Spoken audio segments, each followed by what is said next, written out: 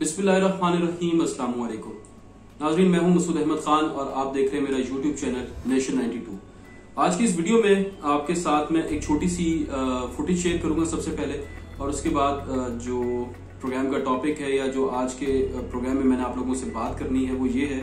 कि हमास और हिजबुल्लाह ने एक इंदिया दिया है कि उनके पास ऐसे 6 महाज हैं जिन पर से वो इसराइल को कैटर कर सकते हैं, उनको कंटेन कर सकते हैं। और इस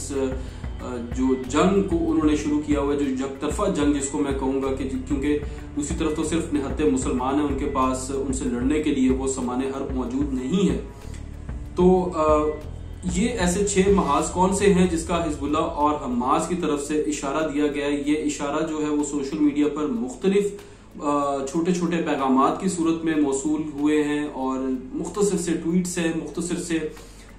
इसके ऊपर तबसरे हैं। कोई बहुत ज्यादा ऐसी डिटेल्ड इंफॉर्मेशन जो है वो मौजूद नहीं है, लेकिन जब इसको मैंने कंपाइल किया और कंपाइल करने के बाद इसको मैंने एनालाइज किया गूगल मैप्स ओपन करके, तो मुझे मालूम हुआ कि इसराइल के नक्शे और इसराइल की जो सरहदें जिस तरह से दीगर ममालिक के साथ मिल रही हैं, और वहां से जिस तरह से अनऑफिशियली तौर पर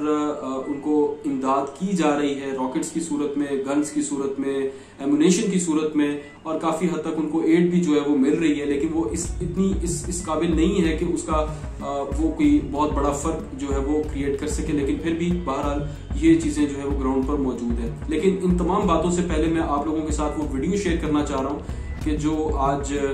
बिल्डिंग गिराई गई मीडिया की, और उसके बाद इसराइली क्लेम्स ये थे कि यहाँ पर हमास और हिजबुल्लाह जो है वो ऑपरेट कर रहे थे, उनका कम्युनिकेशन सिस्टम यहाँ पर इंस्टॉल था। ये वीडियो देखिए, उसके बाद मैं आप लोगों के साथ मजीद इस पर बात करता हूँ।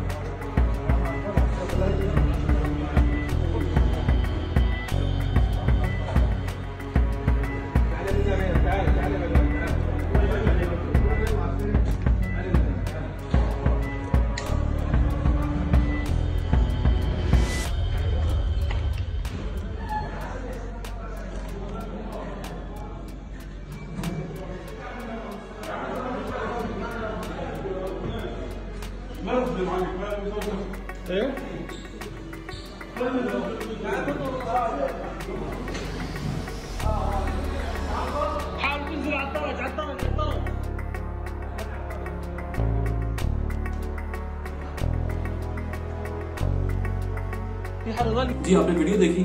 ये वही बिल्डिंग है जिसको आज गिरा दिया गया था, और इसराइल की तरफ से जो है वो ये क्लेम किया गया था कि यहाँ पर हिजबुल्लाह और हमास के कम्युनिकेशन जो है वो उसका सेटअप इंस्टॉल था, और यहाँ से जो है वो उनको इंस्ट्रक्शंस दी जा रही थी, या यूं कह लीजिए कि ये एक ऐसा हब था जहाँ से उनकी तमाम कम्युनिकेशन और उनका हर तरह की जो नकलो हरकत थी और इंस्ट्रक्शंस थी वो उनको दी जाती थी। लेकिन पाकिस्तान में अभी तक मैंने चंद एक एंकर्स को छोड़कर, जिनमें इमरान खान हो गए और साबिर शाकिर साहब हो गए, या चंद एक और छोटे या बड़े जो रिपोर्टर्स हैं वो इसके ऊपर बात कर रहे हैं। इसके अलावा जो है वो मुझे बड़े जो टॉप एंकर्स हैं, टॉप रेटेड एंकर्स हैं, जो अपने आप को टॉप नंबर 1 कहते हैं, जो कि जमहूरियत के चैंपियंस हैं, और अपने आप को कहते हैं कि हम जमहूरियत के चैंपियन, और अमन की आशा जो है वो सिर्फ हम ही से चल सकती है। उनमें से किसी को भी मैंने ये तमाम मौजू के ऊपर खुलकर बात करते हुए नहीं सुना। उसकी वजह कुछ भी हो, शायद उनके लिए इस वक्त मरीम नवाज का मुल्क से बाहर जाना या शहबाज शरीफ का नाम ECL में डलना वो ज्यादा इंपॉर्टेंट है, और मुसलमानों के ऊपर जो जुल्म बर्बरियत का बाजार गर्म हुआ हुआ है इस वक्त फलस्तीन के अंदर, वो उनके लिए इंपॉर्टेंट नहीं है। अपनी अपनी प्रायोरिटीज होती हैं, अपने अपने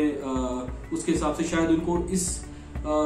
तरफ से अगर कोई लिफाफा पार्सल में दिया जाए तो शायद वो इसके ऊपर अगले प्रोग्राम में बात कर ले। नाज़रीन, मिस्र की जो सरहद है उससे मुतसिल जनूब में गजा के जो फलस्तीनी हैं वो इस काबिल हो चुके हैं कि वो अपना दिफा कर सकें और इसराइली जमीनी फौज को गजा में दाखिल होने से रोक सकें।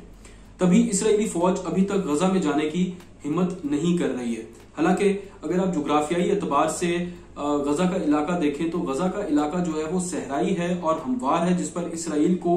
जमीनी फौज जो है वो और फिजाई लिहाज से उनको जो है यहाँ पर हमला करना बहुत आसान है। जबकि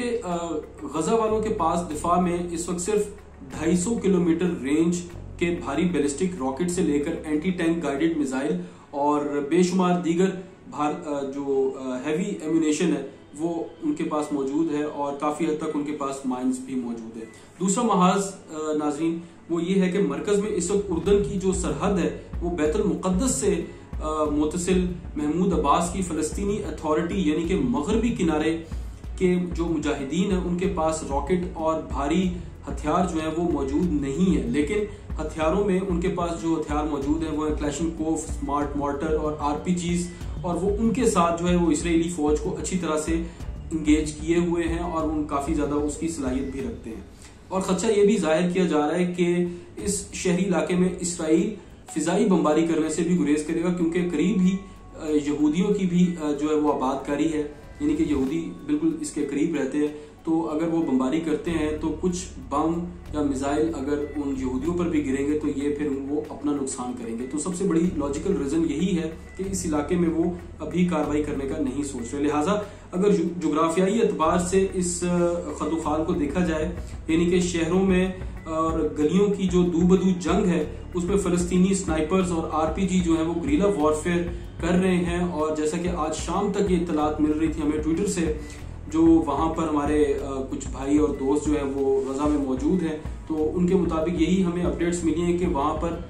कुछ मकामात पर दूबदू जंग जो है वो शुरू हो चुकी है और आने वाले कुछ दिनों में गुरिल्ला वॉरफेयर जो है वो उसकी शक्ल इख्तियार कर सकती है। नाज़रीन, तीसरा महाज जो है वो इसराइली मकबूजा इलाकों में तल अबीब, यरूशलेम, अंगलोन और इसके समेत दीगर इलाकों में मौजूद अरब मुसलमान जिनके पास सिवाय जज्बा ईमानी के और शायद बहुत ज्यादा उनके पास सामान नहीं है या उनके पास बहुत कम मिकदार में आतशगीर जो मादा है वो मौजूद है, तो शायद वो सिविल नाफरमानी और रेल की पटरियां जैसे आपने देखा कुछ दिन पहले कि उन्होंने उखाड़ दी हैं, उनको तबाह कर दिया, यहूदी अमलाक को जो है वो आग लगा दी और काफी हद तक यहूदियों के साथ दूबदू जंग में भी ये इलाका भी जो है वो सबसे टॉप पर हमें नजर आता है। इसके बाद इसराइली फौज की तवज्जो जो है वो इसराइली शहरों के अंदर इस तमाम कार्रवाई से हो जाएगी और अल्टीमेटली उसके बाद होगा क्या कि जब उनकी तवज्जो जो है या उनको डाइवर्ट किया जाएगा इस टैक्टिक से, तो शायद उसके बाद एक बड़ा हमला जो है उसका मंसूबा बनाया जाए। नाज़रीन, शुमाल में लिबनान की सरहद के ऊपर मौजूद जो मुज़ाहमतकारी इस वक्त हो रही है वो शायद आपने तारीख में पहले कभी नहीं देखी होगी। हमास जो है वो अपने 1 लाख से ज्यादा रॉकेटों के हमरा और उनके पास कई 100 बैलिस्टिक मिसाइल्स हैं जो कि शॉर्ट रेंज गाइडेड मिसाइल्स हैं, और इसके अलावा एंटी टैंक और गाइडेड मिसाइल्स हैं जिसमें जमीन से फिजा में मार करने वाले, जमीन से जमीन पर और जमीन से समंदर में उनकी कश्तियां डुबोने के लिए या इसराइली जहाज जो वहां से कार्रवाई कर सकते हैं उनको कैटर करने के लिए मौजूद हैं। इसके साथ साथ उनके पास क्रूज मिसाइल भी मौजूद है और कहा यह जा रहा है कि इसके अलावा उनके पास खुदकुश ड्रोन्स जो हैं वो मौजूद हैं। ये फोर्स तकरीबन 20,000 से जायद है और 8 से 10 साल तजर्बा इनके पास है जो कि गुरिल्ला वॉरफेयर ये पास्ट में भी लड़ते रहे हैं। तो इसके अलावा आप देख सकते हैं कि इनका जो तजुर्बा है गुरिल्ला वॉरफेयर में वो अच्छी तरह से इसराइली फौज को गलियों और कूचों में और दीगर इलाकों में जो है वो इसराइली फौज को अच्छे तरीके से एंगेज कर सकते हैं। नाज़रीन, हिजबुल्लाह के लिए जुग्राफियाई एतबार से बरतरी यूं भी है कि लिबनानी इलाका पहाड़ी पर वाक़या है और ऊंचाई पर है, तो जबकि इसराइली इलाका अगर आप देखें तो वो नशेब में वाक़ है। और अगर हिजबुल्लाह के क्रूज मिसाइल डेमोना एटमी प्लांट समेत जो उनके दीगर खुफिया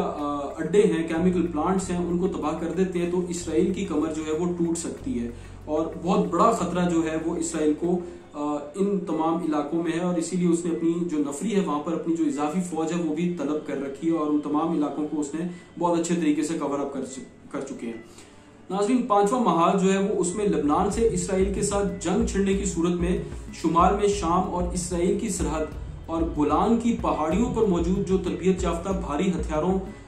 उसमें एंटी एयर डिफेंस सिस्टम से लैस ईरानी शामी अफवाज और इराकी कतायब जो कि अफगानी फातमियों और पाकिस्तानी जम्बियों पर शामिल है, उनके जो रजाकार है वो लबनान की जंग से इसराइली तवज्जो आराम से डाइवर्ट कर सकते हैं और उसमें वो अपना हिस्सा अदा कर सकते हैं। अब ये इलाका जो है ये भी जुग्राफियाई एतबार से पहाड़ी इलाका है और यहाँ पर ईरान ने जेर जमीन मिसाइल बेस बना रखी है। नाज़रीन, इत्तेफाक की बात यह है कि इस इलाके में दरूज नामी फिरका जो है उसकी अक्सरियत है, जो कि इसराइली मकबूजा गुलान के इलाके में भी मौजूद है और वो शाम और फलस्तीन से बहुत ज्यादा मोहब्बत करते हैं, लेकिन इसराइल से उनकी वफादारी नहीं है।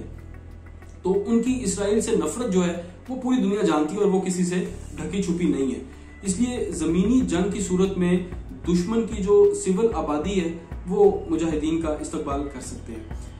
आखिरी और बहुत इंपॉर्टेंट जो महाज है वो ये हो सकता है कि यमन के ईरानी हिमायत याफ्ता गैर रियासती अनासिर अंसारुल्लाह होजियों के सरबरा बदरुद्दीन होजी ने माजी में इससे कबल कई बार ये इशारा दिया है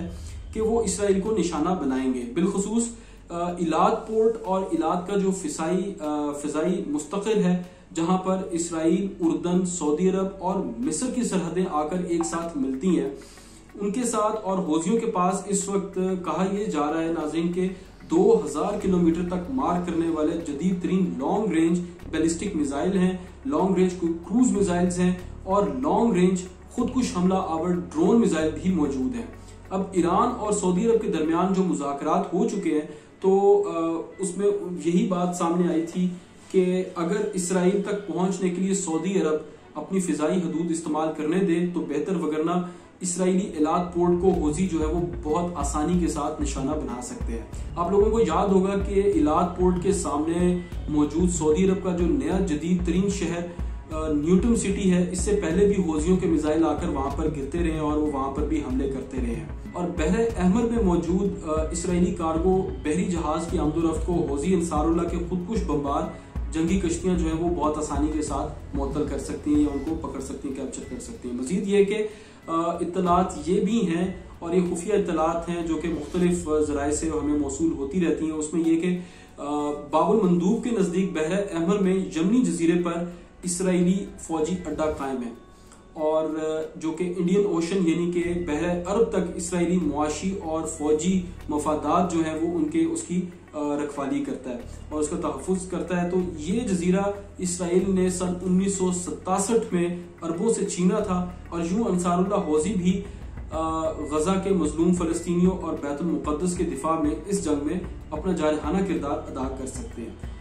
तो ये थे नाज़रीन वो तमाम हकायक और ये थे वो तमाम इन्फॉर्मेशन के जो मैं आप लोगों के साथ शेयर करना चाह रहा था। ये वो 6 महाज हैं जो कि इसराइल की कमर तोड़ सकते हैं और अगर ईरान इसी तरह से अपनी सपोर्ट जारी रखेगा और ये 6 के 6 फ्रंट अगर एकदम खुल जाते हैं, एक ही वक्त में खुल जाते हैं, तो यकीन मानिए ये हकीकत हमारे सामने खुलकर आ जाएगी कि क्या वाकई ही इसराइल इतना ताकतवर है या सिर्फ ये एक ख्याल है, एक मफरूजा है और एक हिकायत है, और इससे ज्यादा इसकी हकीकत कुछ नहीं है। नाज़रीन, हमारी दुआएं उन तमाम मुसलमानों के लिए हैं जो इस वक्त फलस्तीन में अपने हकूक की जंग लड़ रहे हैं, आज़ादी की जंग लड़ रहे हैं और इससे ज़्यादा शायद हम लोग और कुछ कर भी नहीं सकते जब तक कि हमारी हुकूमत बाज़ाब्ता तौर पर किसी न किसी इक़दाम की हिमायत करे या उसका ऐलान करे या प्रैक्टिकली उसका कुछ अमल जो है वो शुरू होना हमें नजर आए। अपना बहुत सारा ख्याल रखिएगा और इन मुसलमानों को अपनी दुआओं में ज़रूर याद रखिएगा। अल्लाह ताला हमारा हामी नासिर हो। बहुत शुक्रिया।